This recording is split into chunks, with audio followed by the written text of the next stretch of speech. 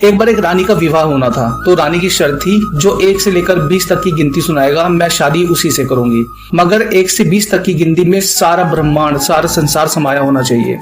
तो राजा ये बात अपनी प्रजा में फैला देता है। अब राजा अपनी बेटी के स्वयंवर रचने के लिए तैयारियां करता है। खूब पकवान बनाए जाते हैं, जोरों शोरों से तैयारियां की जाती हैं।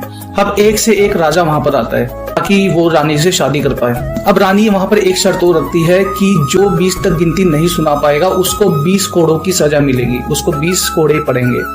तो एक एक करके राजा आगे आते हैं और राजा 1 से 20 तक की गिनती सुनाते हैं, लेकिन रानी किसी की भी गिनती से संतुष्ट नहीं होती।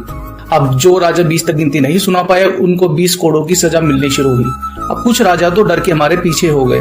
अब राजा बोलने लगे कि गिनती तो गिनती होती है, रानी हम सबका पागल बना रही है। तभी ये सारी चीजें वहां पर बैठा हुआ एक हलवाई देखता है। अब हलवाई जोर जोर से हंसने लगता है। वो बोलता है कि ऐसे कैसे राजा हो आप लोग कि आप लोगों को 20 तक की गिनती नहीं आती। तभी रानी के पिता बोलते हैं कि तुम्हारी जरूरत कैसे हुई हम सबके बीच में बोलने की, इसको फांसी की सजा सुना दी जाए। तब रानी बोलती है क्या आप सुना सकते हो 20 तक की गिनती जिसके अंदर सारा का सारा संसार समाया हो। अब हलवाई बोलता है कि मैं अगर 20 तक की गिनती सुना दूं तो क्या आप मुझसे विवाह करोगी। तभी राजा बोलता है कि अगर तुम 20 तक की गिनती सुना देते हो तो आपका विवाह कर दिया जाएगा, लेकिन अगर नहीं सुना पाए तो इसी क्षण आपको मृत्यु की सजा सुना दी जाएगी। अब हलवाई गिनती सुनाना शुरू करता है।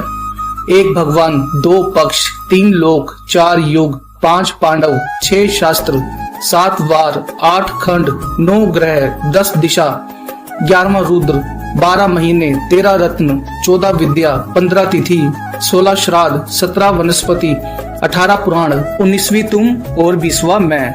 अब रानी ये सुनते ही प्रसन्न हो जाती है और उस हलवाई से शादी करने के लिए राजी हो जाती है। अब दोनों की खूब धूमधाम से शादी भी कर दी जाती है। तभी कहते हैं कि कभी किसी को कम नहीं आंकना चाहिए। कई बार इंसान की जिंदगी के तजुर्बे बड़ी बड़ी शिक्षा को भी मात दे देते हैं। Hi everyone, please subscribe my YouTube channel, मुझे बहुत खुशी होगी। राधे राधे।